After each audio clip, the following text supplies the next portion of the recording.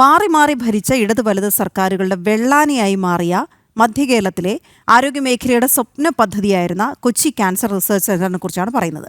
സാധുക്കളായ 10,000-കണക്കിന് അർബുദ രോഗികൾക്ക് ആശ്രയമാകേണ്ട ഒരു പദ്ധതി ഒരു ദശാബ്ദത്തിനിപ്പുറം അധികൃതരുടെ അനാസ്ഥയുടെ സ്മാരകമായി നിലകൊള്ളുകയാണ്. മന്ത്രി പി രാജീവിന്റെ സ്വന്തം മണ്ഡലമാണ്. അവിടെ അത്യാധുനിക നിലവാരത്തിലുള്ള ഒരു ക്യാൻസർ സെന്റർ ഉടൻ ഉദ്ഘാടനം ചെയ്യും എന്നിങ്ങനെ പലതവണ പ്രഖ്യാപിച്ചു. പ്രഖ്യാപനം മാത്രമേ ഉണ്ടായിട്ടുള്ളൂ.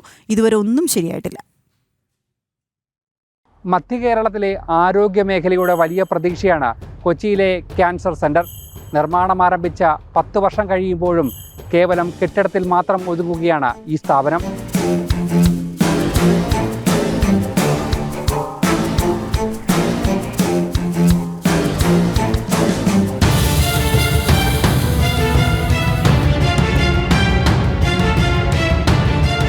ഏതൊരു മൾട്ടി സ്പെഷ്യാലിറ്റി ആശുപത്രിയെയും വെല്ലുവിളിക്കും രീതിയിൽ അത്യാധുനിക സൗകര്യങ്ങളുള്ള ബഹുനില കെട്ടിടം, 1342 കിടക്കകൾ, 12 ഓപ്പറേഷൻ തിയേറ്ററുകൾ, അത്യാധുനിക പരിശോധനാ സംവിധാനങ്ങൾ, 287 കോടി രൂപ നിർമ്മാണ ചെലവ്. പക്ഷേ പറഞ്ഞിട്ടെന്തു കാര്യം?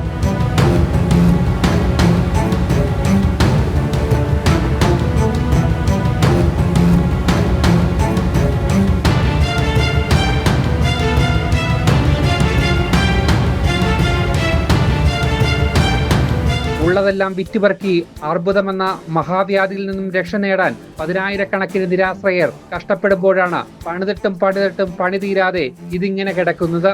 കഴിഞ്ഞ ജൂൺ 30-ാം തീയതി ഇതിന്റെ പ്രവർത്തനം പൂർത്തിയാക്കുമെന്ന് പറഞ്ഞതാണ്. പക്ഷേ ഇപ്പോഴും ഇതിന്റെ പ്രവർത്തനം പൂർത്തിയായിട്ടില്ല. വീണ്ടും ഇത് മുന്നോട്ട് പോയിക്കൊണ്ടിരിക്കുകയാണ്. എന്നാണ് ഇത് പൂർത്തിയാക്കാൻ ഉദ്ദേശിക്കുന്നത്?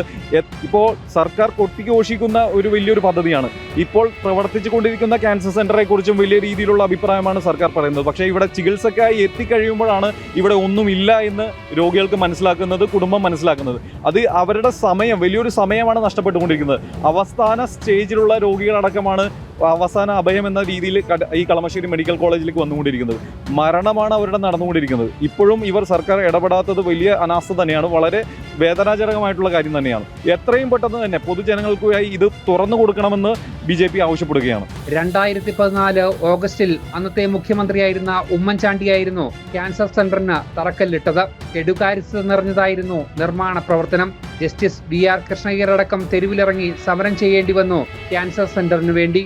ഹൈക്കോടതിയുടെ നിർണായക ഇടപെടൽ വേറെയും. എന്നിട്ടും പതിറ്റാണ്ടൊന്നു കഴിഞ്ഞിട്ടും രോഗികൾക്ക് ഈ ആതുരാലയം തുറന്നു കൊടുക്കാനായില്ല. മന്ത്രി പി രാജീവും ആരോഗ്യമന്ത്രി വീണ ജോർജും മാറി മാറി ഉദ്ഘാടന തീയതി പ്രഖ്യാപിക്കുമെങ്കിലും ആശുപത്രി ഇപ്പോഴും അടഞ്ഞു തന്നെ. മധ്യകേരളത്തിലുള്ള അർബുദ രോഗികൾക്ക് ജില്ലകൾക്കപ്പുറമുള്ള RCC തന്നെ ആശ്രയം. വാഗ്ദാനങ്ങളും പ്രഖ്യാപനങ്ങളും കേട്ടുമടുത്തു. എന്നാണ് ഈ ക്യാൻസർ സെന്ററിന് ശാപമോക്ഷമാക്കുക? ക്യാമറമാൻ ഗോപകുമാറിനൊപ്പം അരുൺ കൊടുങ്ങൂർ, ജനം, കൊച്ചി.